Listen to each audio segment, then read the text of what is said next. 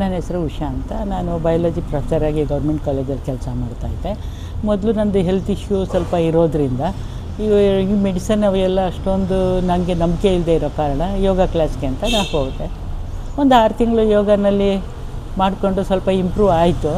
ಆದರೆ I am not, ನನಗೆ ಅದರಲ್ಲಿ ತೃಪ್ತಿತನ ಅನ್ನೋದೇನು ಸಿಗಲಿಲ್ಲ, ಸ್ಯಾಟಿಸ್ಫೈಡ್ ವಿತ್ ದ್ಯಾಟ್. ಆಮೇಲೆ ನಾನು ಬಿಟ್ಬಿಟ್ಟೆ, ಬಿಕಾಸ್ ಆಫ್ ನಂದು ಕೆಲಸದ ಒತ್ತಡದಿಂದನೋ ಏನೋ. ಆಮೇಲೆ ನಾನು ಬಿಟ್ಟಾಗಿ ಆದಮೇಲೆ ಸುಮಾರು ವರ್ಷಗಳ, ಒಂದು 3-4 ವರ್ಷಗಳಾದಮೇಲೆ ನಾನು ಗ್ಲಿಟ್ಸ್ ಆರೋಗ್ಯ ಮೈಂಡ್ ಬಾಡಿ ಪ್ರೋಗ್ರಾಮ್ಗೆ ನಾನು ಜಾಯಿನ್ ಆದೆ. ಅವರು ಆಮೇಲೆ ನನಗೆ ಪ್ರಾಪರಾಗಿ ಯಾವ ಥರ ಮಾಡೋದು ಅನ್ನೋದ್ರ ಬಗ್ಗೆ ಇನ್ಸ್ಟ್ರಕ್ಷನ್ ಕೊಟ್ಬಿಟ್ಟು, ಫಸ್ಟು ಹೆಂಗೆ ವಾರ್ಮಪ್ ಮಾಡಿಬಿಟ್ಟು ಆಮೇಲೆ ಎಕ್ಸಸೈಸ್ ಮಾಡೋ ಅಂಥದ್ದು. ಎಕ್ಸಸೈಸ್ ಮಾಡಬೇಕಾದ್ರೆ ಅಂದರೆ ಆಸನಗಳನ್ನು ಮಾಡಬೇಕಾದ್ರೆ ನಮ್ಮದು ರೆಸ್ಪಿರೇಷನ್ ಯಾವ ಥರ ಇರಬೇಕು ಅನ್ನೋದ್ರ ಬಗ್ಗೆ ತಿಳುವಳಿಕೆ ಹೇಳಿದರು. ಮತ್ತು ಯಾವುದೇ ಒಂದು ಆಸನಗಳನ್ನು ಮಾಡಬೇಕಾದ್ರೆ ಆ ಆಸನದಲ್ಲಿ ಸ್ಟೇ ಆಗಿ ರೆಸ್ಪಿರೇಷನ್ ಯಾವ ಥರ ಮಾಡೋದು, ದಟ್ ಈಸ್ ಇನ್ಹೇಲೇಷನ್ ಆ್ಯಂಡ್ ಎಕ್ಸಲೇಷನ್, ಯಾವಾಗ ತೊಗೋಬೇಕು, ಯಾವಾಗ ಬಿಡಬೇಕು, ಯಾವ ರೀತಿಯಲ್ಲಿ ಮಾಡೋದು, ಅದ್ರ ಬಗ್ಗೆ ಇವರು ಹೇಳಿಕೊಟ್ರು. ಕೆಲವು ಟೆಕ್ನಿಕ್ಸನ್ನು ತುಂಬ ಚೆನ್ನಾಗಿ ಹೇಳಿಕೊಟ್ರು. ನಾನು ಮಾಡ್ತಾ ಆ ಟೆಕ್ನಿಕ್ಸನ್ನು ಅಳವಡಿಸ್ಕೊಂಡು ಮಾಡ್ಕೋತಾ ಬಂದಾಗ ನನ್ನ ಹೆಲ್ತ್ ಇಂಪ್ರೂವ್ ಆಯ್ತಾ ಬಂತು. ಈ ಜಾಯಿಂಟ್ಸ್ ಪೇಯ್ನ್ ಇತ್ತು, ಜಾಯಿಂಟ್ಸ್ ಪೇಯ್ನ್ಗಳೆಲ್ಲ ಕಡಿಮೆ ಆಯ್ತಾ ಬಂತು. ಮತ್ತು ನನಗೆ ನೆಕ್ ಪೇಯ್ನ್ ಇತ್ತು, ಅದು ಸ್ವಲ್ಪ ಕಡಿಮೆ ಆಯ್ತಾ ಬಂತು. ಹಾಗೆಯೇ ಮತ್ತು ನಂದು ಯೋಗ ಮಾಡೋ ಒಂದು ಇದರಿಂದ ನಮ್ಮದು ಡೈಜೆಸ್ಟಿವ್ ಸಿಸ್ಟಮ್ ಕೂಡ ಇಂಪ್ರೂವ್ ಆಯಿತು. ಕರೆಕ್ಟಾಗಿ ಯಾವುದೇ ಥರವಾದ ಕಾನ್ಸ್ಟಿಪೇಷನ್ ಪ್ರಾಬ್ಲಮ್ ಅವೇನು ಬರ್ತಾ ಇರಲಿಲ್ಲ. ಸೊ ಅದು ನನಗೆ ಗುಡ್ ಅಂತ ಅನ್ನಿಸ್ತು. ಇವರು ಹೇಳ್ಕೊಡ್ತಾ ಇರೋ ಒಂದು ರೀತಿ ಏನಿದೆ ಅದು ನನಗೆ, ಆ ಮೆಥಡಾಲಜಿ ತುಂಬ ಇಷ್ಟ ಆಯಿತು.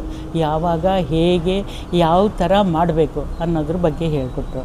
ಇನ್ ಅಡಿಷನ್ ಟು ದ್ಯಾಟ್, ಇದ್ರ ಜೊತೆಗೆ ನಮ್ಮದು ಬಾಡಿ ಪಾಸ್ಚರ್ನ ಯಾವ ಥರ ರೆಡಿ ಮಾಡ್ಕೋಬೇಕು, ವಾಕಿಂಗ್ ಹೋಗಬೇಕಾದ್ರೆ ಯಾವ ಥರ ಇರಬೇಕು, ಈ ಶೋಲ್ಡರ್ನ ಯಾವ ಥರ ಮೇಂಟೈನ್ ಮಾಡಬೇಕು, ಇದೆಲ್ಲದ್ರ ಬಗ್ಗೆ ನನಗೆ ಅರಿವನ್ನು ಮೂಡಿಸ್ತಾ ಬಂದರು.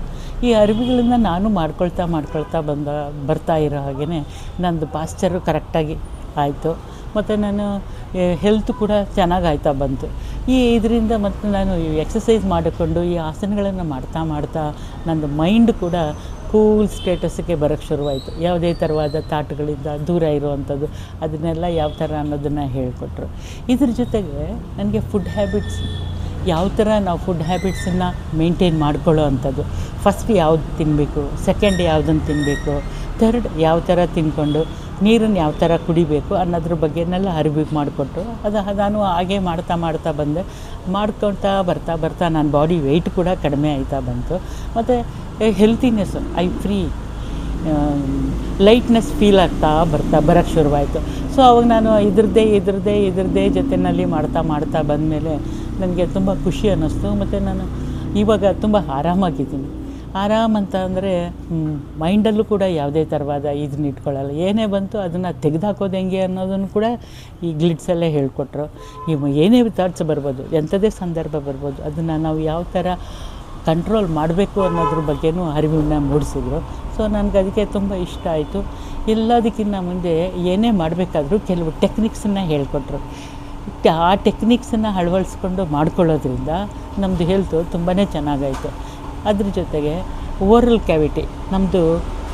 ಕ್ಯಾವಿಟಿನ ಯಾವ ಥರ ಹೆಲ್ತಿಯಾಗಿ ಮೇಂಟೈನ್ ಮಾಡೋದು, ಆ ಡೆಂಟಲ್ನ ಯಾವ ಥರ ನಮ್ಮದು ಹಲ್ಲುಗಳನ್ನು ಹೆಲ್ತಿಯಾಗಿ ಯಾವ ಥರ ನೋಡ್ಕೊಳ್ಳೋ ಅಂಥದ್ದು, ಆಮೇಲೆ ಬ್ರಷಿಂಗು ಯಾವ ಥರ ಬ್ರಷ್ ಮಾಡೋ ಅನ್ನೋದ್ರಿಂದನೂ ನನಗೆ ತುಂಬ ಅರಿವನ್ನು ಮೂಡಿಸಿದ್ದಾರೆ. ಆ ಥರ ಇರೋದ್ರಿಂದ ನನಗೆ ಏನು ಓರಲ್ ಇಶ್ಯೂಸ್ ಇತ್ತು ಅದು ಕೂಡ ಕಡಿಮೆ ಆಯ್ತಾ ಬಂತು. ಹೀಗಾಗಿ ನನಗೆ ಇದ್ರ ಮೇಲೆ ಒಂದು ನಂಬಿಕೆಯೂ ಇದೆ. ನಂಬಿಕೆ ಅನ್ನೋದ್ರ ಜೊತೆಗೆ ನಾನು ಪ್ರಾಕ್ಟಿಕಲ್ಲಾಗಿ ಮಾಡಿದಾಗ ಅದರ ಅನುಭವನೂ ನನಗೆ ಚೆನ್ನಾಗಾಗಿದೆ. ಅದರಿಂದ ನಾನು ಏನು ಹೇಳ್ತೀನಿ ಅಂದರೆ, ಈ ಗ್ಲಿಟ್ಸ್ ಆರೋಗ್ಯ ಪ್ರೋಗ್ರಾಮ್, ಮೈಂಡ್ ಬಾಡಿ ಪ್ರೋಗ್ರಾಮಲ್ಲಿ ನಮಗೆ ತುಂಬಾ ಬೆನಿಫಿಟ್ ಇದೆ ಅಂತ ನನ್ನ ಅನಿಸಿಕೆ, ನನಗನ್ನಿಸ್ತು. ಇದನ್ನು ನಾನು ಮೆಮೊರಿಯಬಲ್ಲಾಗಿ ಎಲ್ಲರಿಗೂ ಕೂಡ ಇದ್ರ ಬಗ್ಗೆ ಹೇಳ್ತಾ ಬಂದೆ. ಇದು ನನ್ನ ಅನಿಸಿಕೆ ಮತ್ತು ನಂದು ಎಕ್ಸ್ಪೀರಿಯನ್ಸ್ ಆಗಿದೆ ಗ್ಲಿಟ್ಸ್ ಆರೋಗ್ಯ ಬಗ್ಗೆ. Thank you.